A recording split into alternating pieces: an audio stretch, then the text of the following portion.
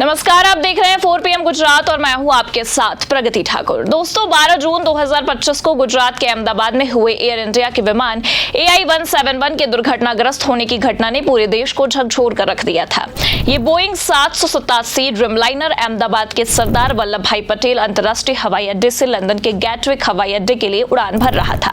Take off के महज 30 second बाद ही मेघानी नगर के एक घनी आबादी वाले इलाके में बीजे मेडिकल कॉलेज के हॉस्टल में दुर्घटनाग्रस्त हो गया। इस हादसे में विमान में सवार 242 लोगों में से 241 की मौत हो गई और जमीन पर मौजूद कम से कम 19 लोगों की भी जानें चली गई। केवल एक यात्री विश्वास कुमार रमेश इस हादसे में जीवित रहे, जो ब्रिटिश मूल के भारतीय नागरिक हैं। यह हादसा भारत के नागरिक उड्डयन इतिहास में सबसे भयावह घटनाओं में से एक है और बोइंग 787 ड्रीमलाइनर का पहला घातक हादसा है, जो 2011 से व्यावसायिक सेवा में है। हाल ही में ब्लूमबर्ग की एक रिपोर्ट में सूत्रों के हवाले से बताया गया कि जांचकर्ताओं ने तकनीकी खराबी को इस हादसे के संभावित कारण के रूप में पहचाना।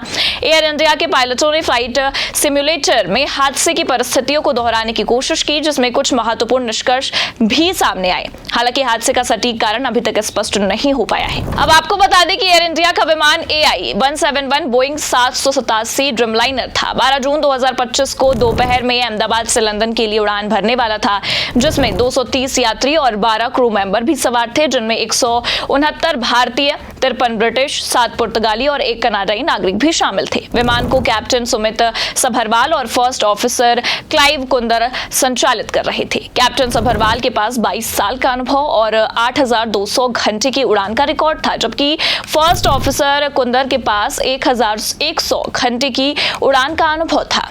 वहीं आपको बता दें कि टेक ऑफ के कुछ ही सेकंड बाद विमान ने ऊंचाई हासिल करने में दिक्कत का सामना किया। फ्लाइट क्रू ने मेडिकॉल आपातकालीन संदेश जारी किया, जिसमें पावर और थ्रस्ट की कमी की सूचना दी गई। इसके लगभग 15 सेकंड बाद विमान मेघानी नगर के बीजे मेडिकल कॉलेज के हॉस्टल में जा गिरा, जिसके परिणाम स्वरूप भयानक विस्फोट हुआ। विमान में लगभग 100 टन ईंधन भरा था, जिसके कारण आग और तेजी से फैल गया। हादसे में हॉस्टल में मौजूद कम से कम 5 छात्रों की भी मौत हुई और 60 से अधिक लोग घायल हुए। वहीं हादसे के तुरंत बाद Ahmedabad fire and emergency services ने राहत और बचाव कार्य शुरू किया। 300 से अधिक फायर फाइटर, 60 फायर व्हीकल्स और 20 वाटर ब्राउजर्स को तैनात किया गया। National disaster response force, police और स्थानीय प्रशासन ने भी बचाव कार्य में हिस्सा लिया। हादसे के बाद अहमदाबाद हवाई अड्डे पर सभी उड़ानें निलंबित कर दी गई और आसपास के रास्तों को बंद कर दिया गया, ताकि बचाव कार्य सुचारू रूप से हो सके। भारत की directorate general of civil aviation और एयर इंडिया ने हादसे की समानांतर जांच शुरू की। भारत के एयरक्राफ्ट एक्सीडेंट इन्वेस्टिगेशन ब्यूरो को जांच का नेतृत्व भी सौंपा गया, जिसमें अमेरिका, ब्रिटेन, बोइंग और जनरल इलेक्ट्रिक के विशेषज्ञों की सहायता भी ली जा रही है। अंतर्राष्ट्रीय नागरिक उड्डयन संगठन के नियमों के अनुसार प्रारंभिक जांच रिपोर्ट 30 दिनों के भीतर जारी की जानी चाहिए, जबकि अंतिम रिपोर्ट 12 महीने के भीतर पूरी होने की उम्मीद है। वहीं 13 जून को DGCA ने एयर इंडिया के सभी बोइंग 787 विमानों के लिए अतिरिक्त प्री डिपार्चर तकनीकी निरीक्षण का आदेश दिया। इन निरीक्षणों में ईंधन मापदंडों की निगरानी, cabin air compressor, electronic engine और कंट्रोल सिस्टम और तेल प्रणाली की जांच शामिल थी। 18 जून तक एयर इंडिया के 33 बोइंग 787 विमानों में से 24 की जांच पूरी हो चुकी थी और कोई बड़ी सुरक्षा चिंता सामने नहीं आई थी। अब आपको बता दें कि हादसे के अगले दिन 13 जून 2025 को जांचकर्ताओं ने विमान के फ्लाइट डेटा रिकॉर्डर और कॉकपिट वॉइस रिकॉर्डर, जिन्हें सामान्य रूप से ब्लैक बॉक्स कहा जाता है, उसे मलबे से बरामद कर लिया। ये डिवाइस विमान के उड़ान की स्थिति, इंजन प्रदर्शन और कॉकपिट में हुई बातचीत का विस्तृत डेटा रिकॉर्ड करते हैं। हालांकि ब्लैक बॉक्स को भारी नुकसान पहुंचा था, जिसके कारण डेटा रिकवरी के लिए इसे अमेरिका भेजा जाएगा। कॉकपिट वॉइस रिकॉर्डर में पायलटों की बातचीत, रेडियो ट्रांसमिशन और कॉकपिट के बैकग्राउंड शोर जैसे अलार्म और आपातकालीन संदेश रिकॉर्ड होते हैं। वही फ्लाइट डेटा रिकॉर्डर में गियर और फ्लैप की स्थिति, थ्रस्ट सेटिंग्स, इंजन प्रदर्शन और ईंधन प्रवाह जैसे मापदंडे दर्ज किए जाते हैं। इन डिवाइस में प्राप्त जानकारी हादसों के कारणों को समझने में महत्वपूर्ण होगी। ब्लूमबर्ग की एक हालिया रिपोर्ट के अनुसार एयर इंडिया के पायलटों ने फ्लाइट सिमुलेटर में हादसे की परिस्थितियों को दोहराने की कोशिश की। इस सिमुलेशन में पायलटों ने लैंडिंग गियर को तैनात रखा और विंग फ्लैप्स को वापस खींचने का परीक्षण किया। निष्कर्षों से यह पता चला है कि केवल लैंडिंग गियर और फ्लैप्स की स्थिति ही हादसे का कारण नहीं हो सकती है। इसके बजाय जांचकर्ताओं ने संभावित रूप से एक साथ दोनों इंजनों की विफलता को हादसे का प्रमुख कारण माना है। सिमुलेशन से यह भी पता चला है कि लैंडिंग गियर के दरवाजे बंद नहीं हुए थे, जो पावर लॉस या हाइड्रोलिक सिस्टम की विफलता की ओर इशारा करता है। बोइंग 787 ड्रीमलाइनर में इंजन विमान की विद्युत शक्ति का मुख्य स्रोत होते हैं और अगर दोनों इंजन विफल हो गए तो ये विमान के लिए गंभीर स्थिति पैदा कर सकता है। इसके अलावा मलबे की जांच से पता चला है कि विंग फ्लैप्स और स्लैट्स जो टेक ऑफ के दौरान लिफ्ट बढ़ाने के लिए जरूरी होते हैं सही स्थिति में थे। विमान में रैम एयर टरबाइन भी तैनात थी जो आपातकालीन स्थिति में विद्युत शक्ति प्रदान करती है।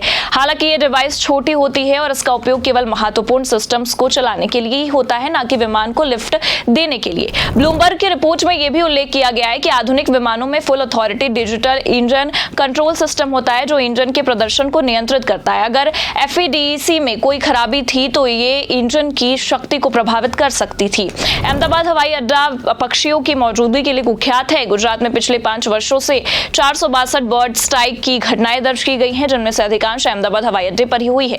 हालांकि एक सूत्र ने राइटर्स को बताया है कि बर्ड स्ट्राइक इस जांच का प्रमुख फोकस नहीं है। कुछ विशेषज्ञों ने फ्लैप्स की गलत सेटिंग की संभावना पर विचार किया, लेकिन बोइंग 787 का take off configuration warning system ऐसी त्रुटि होने पर चेतावनी देता है। मलबे की तस्वीरों से यह पता चला है कि फ्लैप्स सही स्थिति में थे, जिससे पायलट त्रुटि की संभावना कम हो जाती है। बता दें कि एयर इंडिया के चेयरमैन एन चंद्रशेखरन ने कहा है कि दुर्घटनाग्रस्त विमान का इतिहास साफ था और इसमें कोई रखरखाव संबंधित रेड फ्लैग नहीं थे। दाहिना इंजन मार्च 2025 में बदला गया था और बायां इंजन दिसंबर 2023 में सर्विस किया गया था। वहीं पिछले कुछ वर्षों में बोइंग 787 के निर्माण में कुछ समस्याएं सामने आई थी, जैसे कि फ्यूजलेज के हिस्सों को ठीक करने में अनियमितताएं। हालांकि बोइंग ने इन आरोपों को खारिज कर दिया है और कहा है कि उनके व्यापक परीक्षणों में कोई गंभीर समस्या नहीं आई है। अब आपको बता दें कि विश्व कुमार रमेश सीट 11A पर बैठे हुए थे जो एक इमरजेंसी एग्जिट के पास थी। इस हादसे में इकलौते जीवित बचे हैं और उन्होंने भारतीय मीडिया को बताया है कि टेक ऑफ के बाद एक जोरदार धमाके की आवाज सुनाई दी। विमान ऊंचाई हासिल करने में असफल रहा। हादसे के बाद वो इमरजेंसी एग्जिट दरवाजा खोलकर बाहर निकलने में कामयाब रहे। अस्पताल में इलाज के दौरान डॉक्टर धवल गमेती ने बताया कि रमेश कई जगह घायल हो गए थे और सदमे में थे, लेकिन उनकी स्थिति खतरे से बाहर थी। हादसे के बाद भारत के प्रधानमंत्री नरेंद्र मोदी ने इसे दिल दहला देने वाला भी बताया था और पीड़ितों के परिवारों के प्रति संवेदना व्यक्त की थी। ब्रिटिश प्रधानमंत्री कीर स्टारमर और अमेरिकी राष्ट्रपति डोनाल्ड ट्रंप ने भी इस त्रासदी पर दुख जताया। टाटा समूह के चेयरमैन एन चंद्रशेखर ने भी AI-171 ट्रस्ट की स्थापना की घोषणा की, जो प्रभावित परिवारों को लंबी अवधि के लिए सहायता प्रदान करेगा। वहीं आपको बता दें कि बोइंग के शेयरों में 7% से अधिक की गिरावट आई है और एयर इंडिया की छवि को भी नुकसान पहुंचा है, जो हाल के वर्षों में अपनी सेवाओं को आधुनिक और सुरक्षित बनाने की कोशिश कर रही थी। अहमदाबाद में हुआ ये हादसा न केवल भारत के लिए बल्कि वैश्विक उड्डयन उद्योग के लिए भी एक बड़ा झटका है। जांच अभी प्रारंभिक चरण में है और ब्लैक बॉक्स के डेटा का विश्लेषण हादसे के सटीक कारणों को स्पष्ट करेगा। सिमुलेशन के निष्कर्षों से तकनीकी खराबी, खासकर डुअल इंजन फेलियर, एक प्रमुख संभावना के रूप में उभरी है। हालांकि बर्ड स्ट्राइक, पायलट त्रुटि का रखरखाव संबंधित समस्याओं को पूरी तरह से खारिज नहीं किया जा सकता है। वहीं यह हादसा हमें उड्डयन सुरक्षा के महत्व और जटिल प्रणालियों की गहन जांच की आवश्यकता को भी याद दिलाता है। जैसे जैसे जांच आगे बढ़ेगी, उम्मीद है कि सटीक जानकारियां हम तक पहुंचती रहेंगी। फिलहाल के लिए इस खबर में इतना ही। ऐसी तमाम बड़ी जानकारियों के लिए आप देखते रहिए 4PM गुजरात। नमस्कार।